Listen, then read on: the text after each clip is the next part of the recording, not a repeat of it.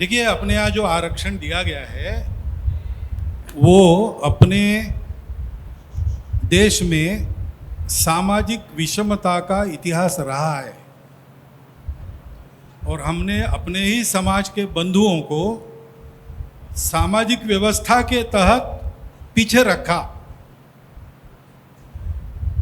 उनका जीना पशु समान हो गया तो हमने चिंता नहीं की, और ऐसा कम से कम 2000 वर्ष चला ही है धीरे धीरे।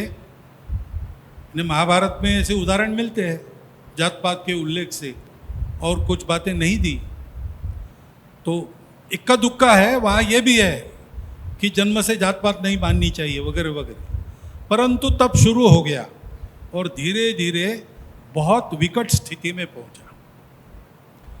उनको अपने बराबरी में लाने तक उनको कुछ विशेष उपाय करने पड़ेंगे। घर में अगर हम सब लोग हैं, दूध कम आता है, सबको दूध नहीं मिलता, लेकिन जो बीमार है उसको मिलता है, तो ऐसा हम कहते नहीं कि उसको क्यों दे रहे हैं। परिवार में सब समान है, लेकिन जो बीमार है उसकी विशेष चिंता करनी ही पड़ती है। ऐसा वो आरक्षण लागू किया है। इसलिए जब तक वो भेदभाव है तब तक उसको चालू रहना चाहिए। संविधान सम्मत जितना आरक्षण है उसको हम संघ के लोग तो पूरा समर्थन देते हैं। हमको ये देखना चाहिए कि इन बंधुओं को बराबरी में लाने में अपना योगदान होना चाहिए। आज दिखता नहीं है, लेकिन वो भेदभाव अभी भी है। सम्मान की बात है, केवल आर्थिक बराबरी की बात नहीं, केवल राजनीतिक बराबरी की बात नहीं, सामाजिक बराबरी सम्मान की बात है।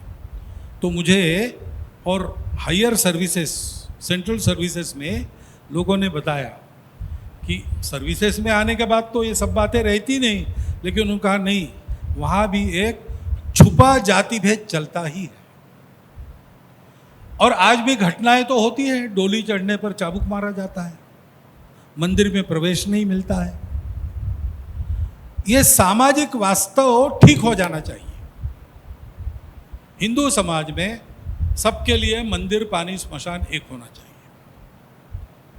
ये जहाँ हम लोग समूह में हैं, जैसे संघ की शाखा है, कोई ऐसा गुट है काम करने वाला, उन्होंने करने की बात है।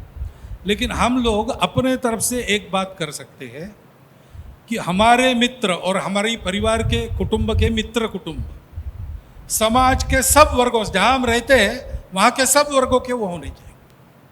उनके आना जाना, उठना बैठना जैसे मित्रों का होना चाहिए, वैसे परस्पर व्यवहार चलता है। और ये जो उपाय किया है वो उपाय जल्दी से जल्दी सफल हो, इसके लिए हम क्या कर सकते हैं ये सोचना चाहिए। क्योंकि अपनत्व के दायरे की बात मैंने की, आप इसको तर्क से समझेंगे तो आप आरक्षण के समर्थक हो तो भी नहीं समझ सकते, विरोधक हो तो भी नहीं समझ सकते, क्योंकि ये बात तर्क की नहीं है, ये मन की बात है, अपनेपन की बात है। इस समस्या का इलाज केवल परस्पर संवेदना, सद्भाव, यही है।